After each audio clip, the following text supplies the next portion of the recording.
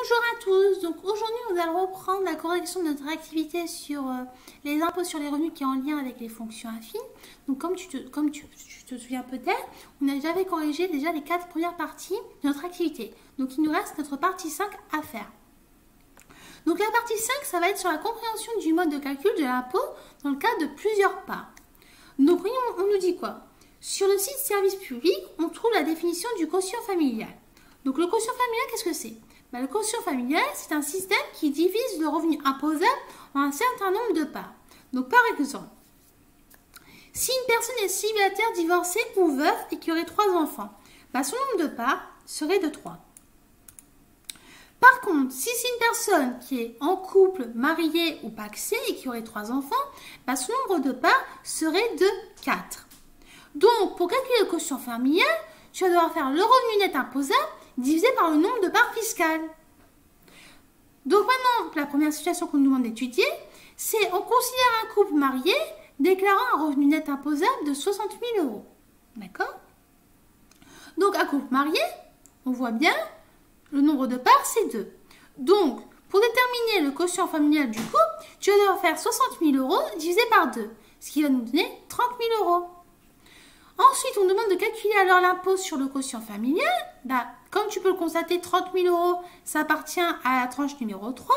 Et comme tu te souviens, lorsqu'on avait notre tableau dans les parties précédentes, on nous donnait la méthode comment calculer l'impôt. Tu vas faire 30 000 € fois les 30%, moins les 6 078,05 €. Et à la fin, tu vas trouver 2 921,95 €.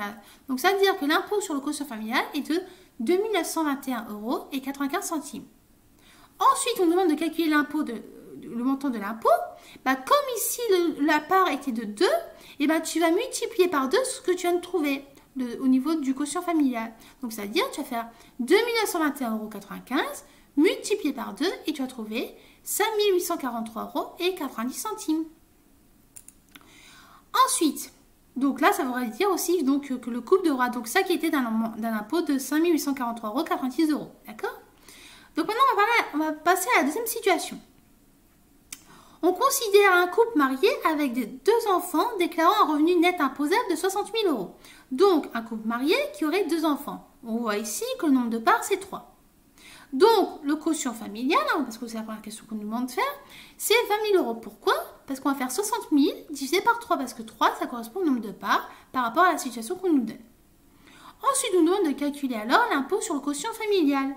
Donc, on va faire quoi? On remarque que 20 000 €, ça appartient à la tranche numéro 2. Donc, on va utiliser la méthode qu'on nous a donnée dans le tableau dans les parties précédentes.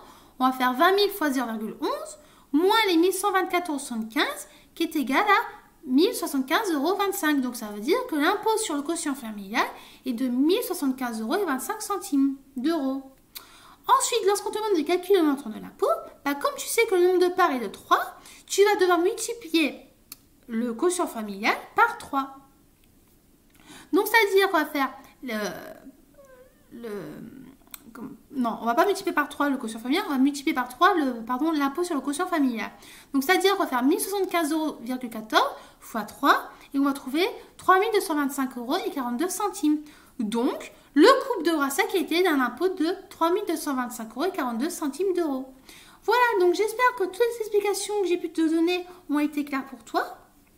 Et comme tu as pu constater, cette partie n'était pas vraiment difficile. On te donnait toutes les méthodes qu'il fallait faire pour calculer le montant de ton impôt par rapport à la situation qu'on te donne. Donc j'espère que tout ça a été clair pour toi et je te dis donc à bientôt et au revoir.